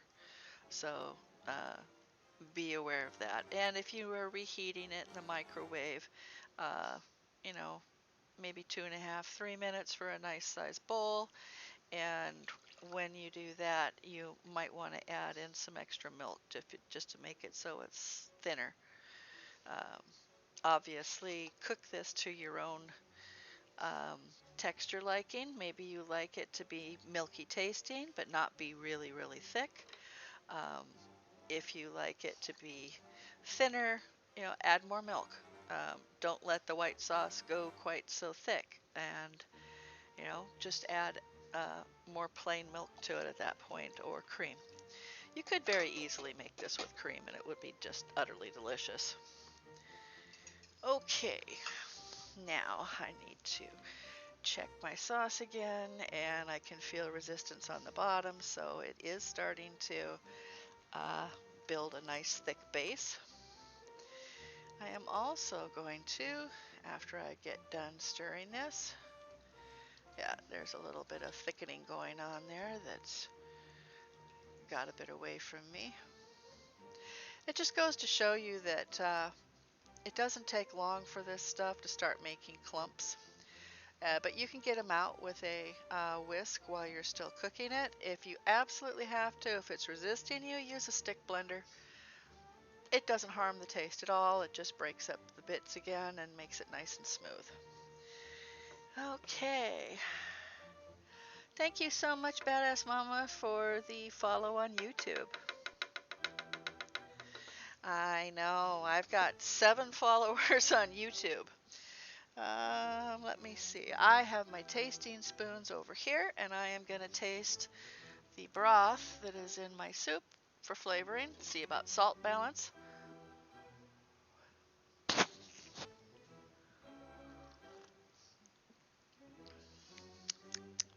I taste the fish in it. I taste a little bit of dill. I don't like to go crazy with dill because not only does my husband not like it, but once again, dill is kind of a powerful herb and it can overpower fish very easily. Okay. Yeah, it might go faster if I turned the heat up under this, but it's not worth it to me to scald the milk or to uh, burn it on the bottom. That just would be bad. So I'm just going to be patient with it and make it nice. Um, Talking about further streams, I am considering making my winter minestrone, which does have hamburger in it. Um, it's got a lot of vegetables. It has kidney beans in it, and onion, and celery, and carrots. Has tomatoes in it, of course, because this is a tomato beef um, base for it. And it's got a huge head of Napa cabbage in it. And among the other things I put in it is the smoked chipotle Tabasco, which adds a nice heat to it, but it's a milder heat. And it gives it a lovely smoky flavor. So it has a little bit of bite and a lot of meat and a lot of vegetables. And it's very savory and wonderful with like a fresh bread. And it makes a ton. It's very economical, and I used to take it with me to potlucks at work, and everybody thought it was kind of weird that I was bringing soup, and so I also had to provide the spoons and the bowls. No problem with that. And once they tasted it, they didn't ask me anymore why I did. They just said, how long does my veggie melt have to cook? Veggie melt? Hey Richard, welcome in. I'm almost done with my seafood chowder now. The sauce is thickening. If I was just going to use this in a regular application, if I was, for instance, making the sausage gravy with this, I would say it's ready to go. It's the thickness of a um, thin milkshake or like a yogurt drink. But I wanted to go further than that. Richard, we are having giveaways now for my followers here in stream, celebrating the fact that my poison Dougie is okay. He didn't die, and as a matter of fact, came out with no damage at all, which is pretty much a miracle. Um, so we're very happy about that, and I am giving away pendants.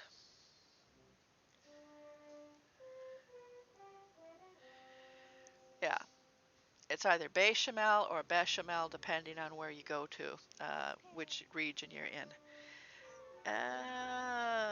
Richard, thank you so much for the cheer. For that, I will have Pink Pig come out again. Pink Pig! Yay, Pink Pig! Yay, Richard Bam! Thank you so much for the biddies. And, oh no. Well, that was fun. I am going to have to get the sauce off of my thing here so I can actually use it. That was kind of a fail, and I still haven't got it all the way off. Ugh. All right. I am going to stir my white sauce. We need to get a shout out for Richard Bam because he has recently started streaming. He is my friend Connor's uncle, the only deaf guy, and Richard Bam is now streaming Call of Duty and also World of Warcraft, which he has been playing for many years. And as you can plainly see now, this is getting quite thick. If I were to carefully put a spoon in it, you would see that it is very thickly coated. And as you can see, that's got some depth to it. At this point, ooh, that's yummy. You want that to have the same consistency as, like I said, a thick milkshake. Or you want to go even a bit further than that because this is a lot of soup to thicken. And I am going to add the seasoning to this now. I am going to take and add in a little bit of salt. And I'm going to lower the heat a bit because I don't want it boiling like it is. I'm going to add in about a 1/4 teaspoon of salt. And I am going to add in a little bit of dill, just a pinch. So my pinch is about a 1/4 teaspoon. And I will stir that up. call it just about ready to go into the pot, which has cod and smoked salmon and lovely big finger-sized prawns in it. And that's just going to make the best clam chowder, seafood chowder it really is. Okay.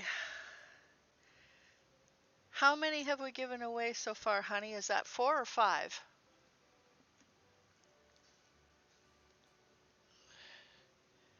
4. Okay. Have we started the last one yet? Both were nogs. Yeah. You know, people, if you want to get a second one, go right ahead. Go ahead and go for it. You can, it's not selfish. Maybe you have a friend that would like one or, whatever. It was rigged. Well, it kind of was. And as you can see now, this is almost getting to the point where I would consider it to be um, uh, mushy mashed potatoes, thin mashed potatoes. So it is a very thick white sauce, but that's what you need when you're using it to um, thicken a chowder. So you don't have to use, you know, a gallon of milk in addition to still having to do something to thicken it. And I prefer using the bechamel made with flour. Once again, you can use gluten-free flour. And I prefer the taste of that in a stew or soup over um, uh, like arrowroot. Yeah, he needs to win one for that or possibly for his daughter because, how is she doing, LD? Is she good? Is she getting better? I know she tested positive for COVID, so um,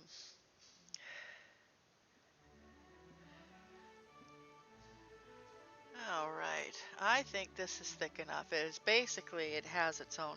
I'm gonna do it over here so you can see it.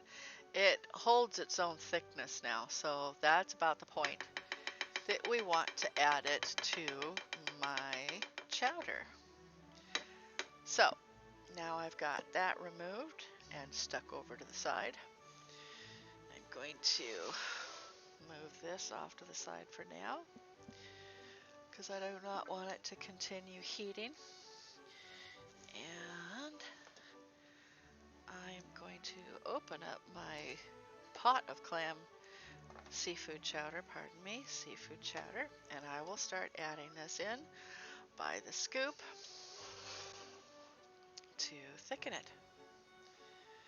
And my scoop here is probably 3/4 of a cup, so this actually makes quite a bit. And that's good because we need to thicken my chowder to nice creamy yummy thickness.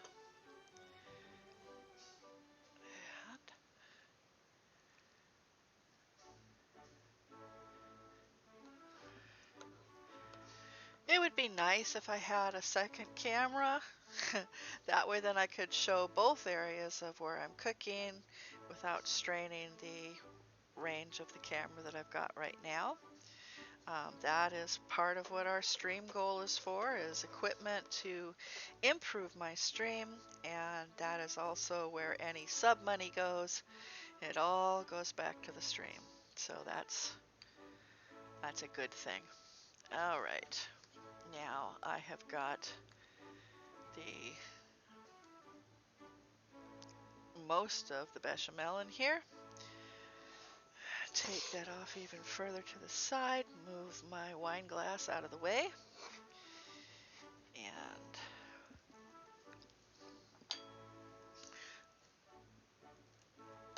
I am moving my chowder up to here, so it's once more on a burner. And as a matter of fact, I might just turn the burner off. It really doesn't need to be any hotter. It doesn't need to be cooked any further. And as you can see right now, the white sauce is actually holding its shape in the soup. So now we want to very carefully mix it in.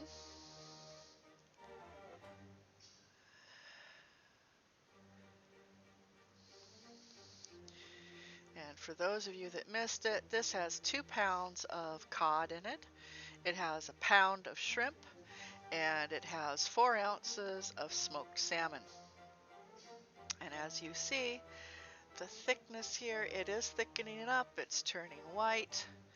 It's got such a lovely texture at this point, and it'll be nice and creamy.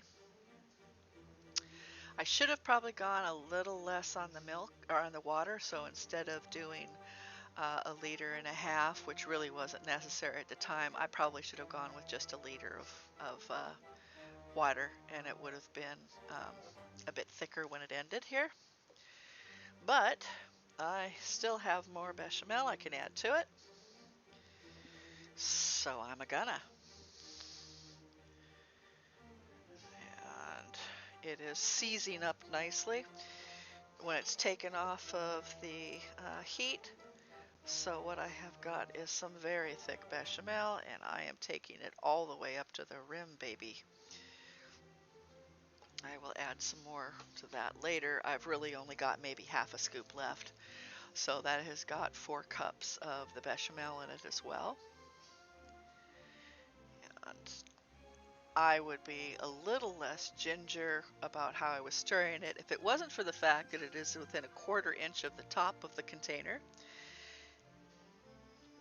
It is very good. The smell in here is just amazing. You smell the smoked salmon, you smell the fish from this, but it's not like walk in and the fish is going to knock you over the head. It's such a strong smell. It's not like that at all. It is just a mild seafood smell. You can smell a little bit of the dill. And as I said, normally this would have carrots in it, so you'd have bright little splashes of carrots. And I thought about actually using rainbow carrots, so it would be extra pretty, but not really necessary. And I thought we had carrots, so should have looked a little better than I did. And I've got a caged potato. Oh no! Let's set it free. Bloop. Okay, now with my demonstration spoon that I used for demonstrating the thickness of the sauce, I'm going to give this another taste to check the seasoning in the whole soup.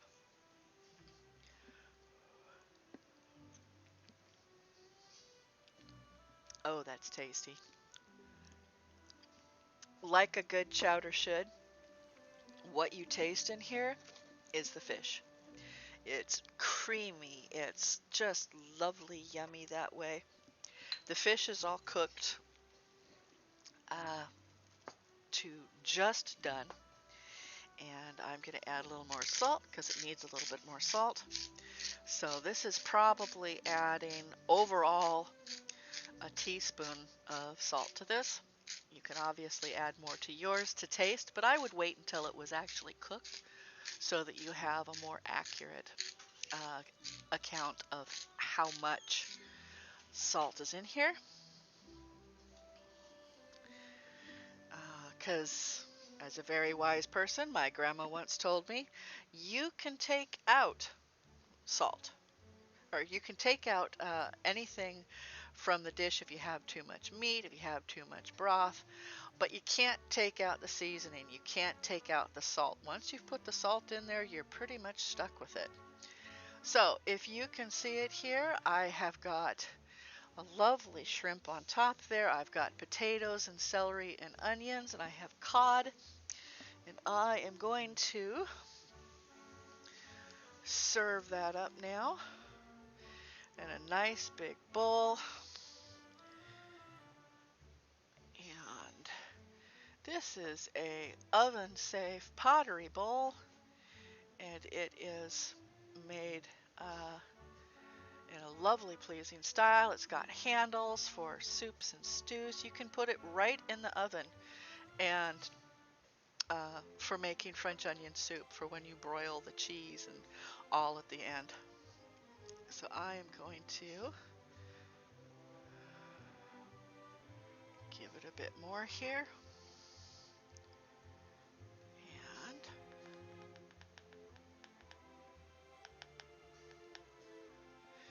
all right. So what you should see on top is going to be, oh, I don't have the extra light on in here. That'll make photographing it a bit challenging, but I'm a thrill pig. So I will take and add a little extra shake of parsley over the top to make it pretty. Ta-da! And now we have light. And then I am going to use my camera here. It is yummy. I've already tasted it. It's yummy. So turn on my camera and keep my fingers out of it and clean the edge there. And see if I can get there. I got my fingers out of it.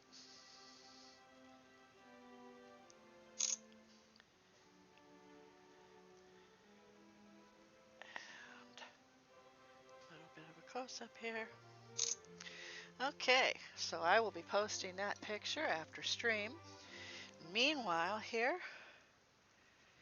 you have got, there's no way I can fit everything on to one spoonful, but I'm going to do it anyway. I'm not going to be able to taste the whole spoonful.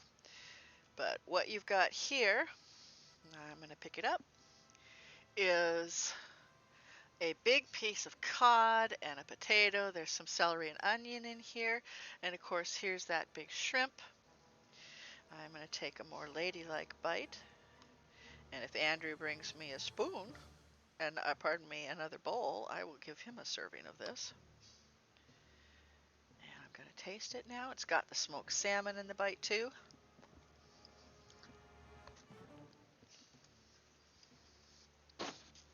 Oh, that's so good. The broth is creamy and smooth. The potatoes are tender but not falling apart. The fish is tender but not falling apart. And the prawns are cooked perfectly. They are tender to the tooth, but they are not overcooked, so they're not rubbery. And this is an amazing chowder. Highly recommend it. And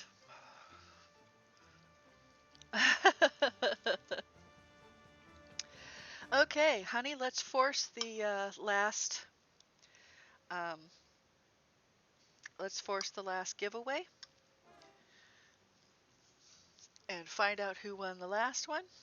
Last chance for entries, everybody. If you haven't entered already, give a bang enter to win your choice of pendants that were made by my own little hands. And like he said, if you want to, you can either win a second snowflake, or you can decide to choose exclamation point enter. You can add the summer pendant if you've already got one of the others. So last chance for entry.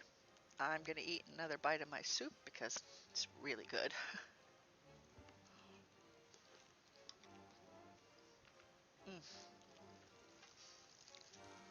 Chowders are some of my favorite food.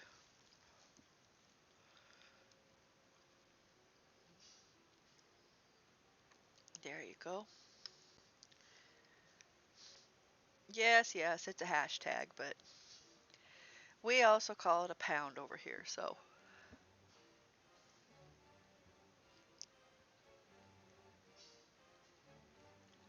Tina Bug! Just in time. We have just finished making my seafood chowder. We are having a giveaway here. So press and go exclamation point enter. And you have the opportunity. Can you call up in the third picture, the picture again of what it is we're giving away, honey?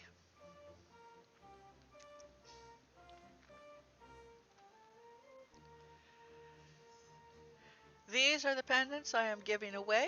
I have a snowflake that's round, I have snowflakes that are square, and I have a summertime pendant, which is the last one, which is sparkly in shades of blue, and although this one doesn't have it, there's also sort of a soft lime green.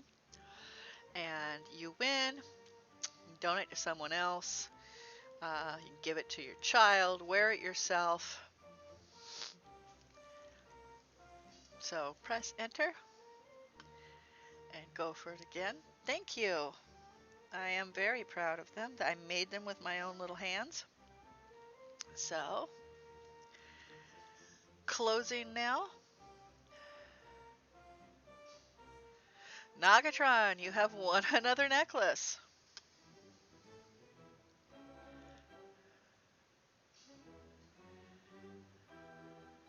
You donate your win to Tina. Okay, that's awesome. So you can choose the round pendant. You can choose the summertime one. There's also a square summertime pendant. Or you can choose the square.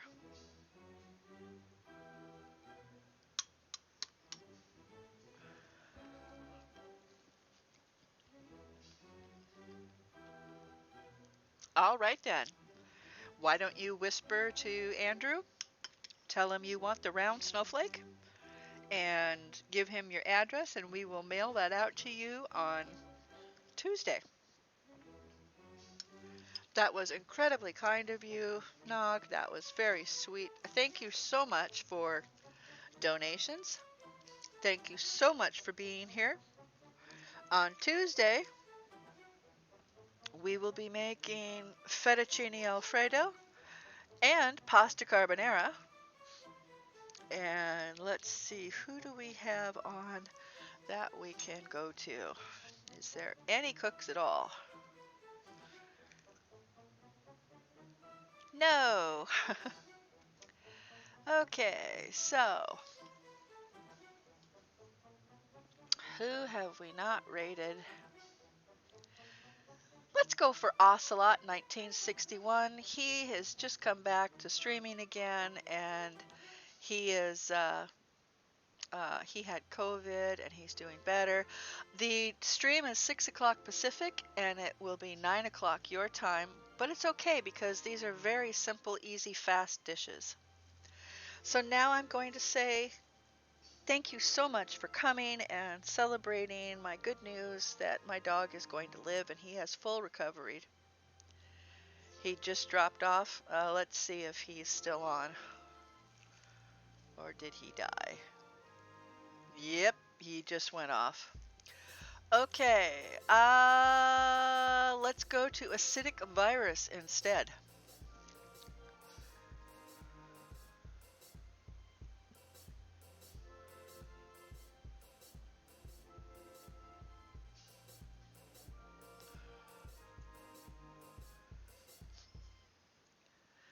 So, we're going to go raid acidic virus. Thank you all for coming. Those of you who have got pendants coming, they will be mailed out to you Tuesday, or pardon me, Monday, as long as you have given Andrew your choices and your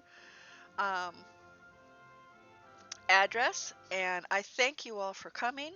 And if you missed part of my stream, check the VOD. It's worth watching. And thank you for coming. We're going to go raid now.